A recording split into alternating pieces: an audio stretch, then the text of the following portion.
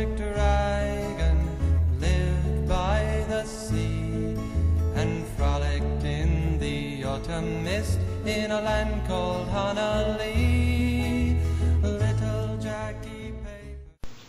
Picking up from where we left off, Brom tells the story of how, long ago, there existed an ancient order of warriors with mystical powers who served and protected the land for millennia, during which it enjoyed a golden age of peace and prosperity until they were wiped out by treacherous dark lords, who then went on to establish an evil empire that has bullied and suppressed the people ever since. Well, that just fucking settles it. Before, the plagiarism was only very thinly disguised. Now it's not even that. It's as if the author, while writing, suddenly realised his book was a pathetically uninspired shitstorm of festering clichés, and rather than try and rectify it, simply threw up his hands and said, "Ah, what the fuck, I've already beaten every dead horse in the fantasy genre into a bloody pulp, so I want to go all the way and make it a full-on carbon copy. Good thing George Lucas's head is too far up his own arse for him to bother filing a lawsuit these days." But I digress. The Ancients' Order in question is an order of dragon riders. While Paolini does win a few points for not stealing this particular plot element from either Star Wars or Lord of the Rings, he loses them again for stealing it from Anne McCaffrey's Dragon Riders of Pern series instead. The Dragon Riders' downfall started when the future Emperor, sorry, King, of Omlaut-Geisia joined their ranks. Shortly after he finished training, he went on a reckless trip with a few of his mates into the wilderness. Hey, they're fat boys, what do you expect? That ended in his beloved dragons getting done in by monsters. Perhaps they should have stuck with hijacking a local homecoming parade. Galbatorix, stupid name by the way, did his parents want him to turn evil or something? Wandered grief-stricken through the wilderness, eventually reaching the citadel, where he begged his elders to replace his lost dragon. The Dragon Riders, being the paragons of virtue that they were, showed the poor traumatised kid a simply astounding level of sympathy and compassion by not only giving him absolutely bugger all for his troubles, but also dismissing him as crazy. You can just tell these guys were the custodians of a golden age, can't you? Naturally, this just made him crazier. He studied dark magic, killed a bunch of people, tricked a strong but weak-willed young dragon rider into siding with him. Originality strikes again. Stole a black dragon, because black is evil, right? Called Shruken, no, really. Killed a bunch more people, recruited 12 more riders, making it 13 overall, because the number 13 is evil, right? And together succeeded in overthrowing the riders and conquering Omlaut-Geisia. In the final battle, Galbi took on the leader of the riders in a duel and won by, wait for it, kicking him in the balls.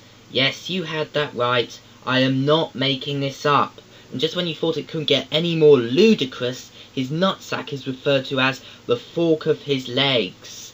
Huh? Is that meant to sound dramatic or what? Because you just can't make a groin attack sound dramatic. You just can't. It's like trying to make farting sound dramatic. Seriously, just try reading that line out loud with a straight face. Go on, I dare you. I bet not even Morgan Freeman could read that line out loud and make us take it seriously. I mean, what was Paolini thinking when he wrote that line? Did he really look at that line and think, hey, I've actually done a pretty good job? Worse, what was editors thinking when they left that line in? Did they think he'd done a pretty good job too? It boggles the mind. The use of Puff the Bandit Dragon for the opening title suddenly seems a whole lot more appropriate. Over the course of the next chapter, the big blue stone starts squeaking and rocking about until it cracks open and a blue baby dragon crawls out, revealing that the stone is not a stone at all, but an egg. Despite the fact that it's shaped like an egg, is hollow like an egg, was squeaking and rocking around like an egg for several hours, mind you, and cracked open like an egg, Eragon doesn't figure out that it is an egg until after it's finished hatching. Just how stupid is this kid? Touching the dragon causes a symbol to form on the palm of his hand, implying that it's imprinted itself upon him.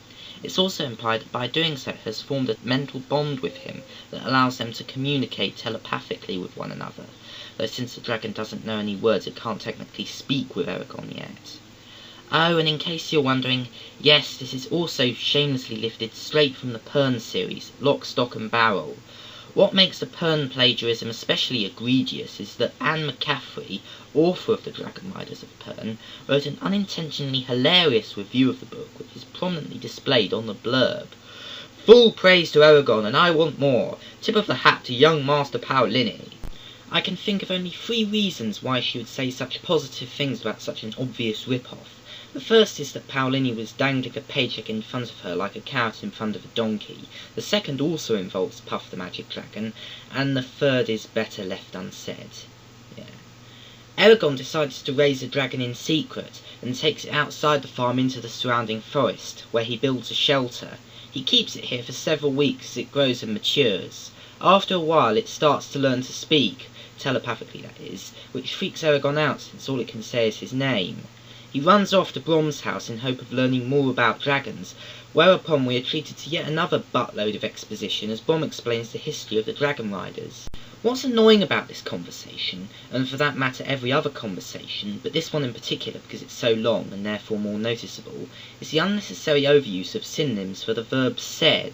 Almost nothing ever gets said. Instead it gets roared or laughed or announced or demanded or muttered or grumbled or protested, when said would work just as well.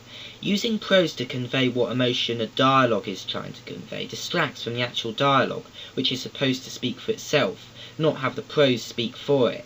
This is a classic case of less is more, which almost all amateur authors fail to realise, and by the looks of it Paolini is no exception. As for the backstory itself, which is as bland as you'd expect, the only thing worth commenting on is the fact that the first ever dragon rider's name was Eragon.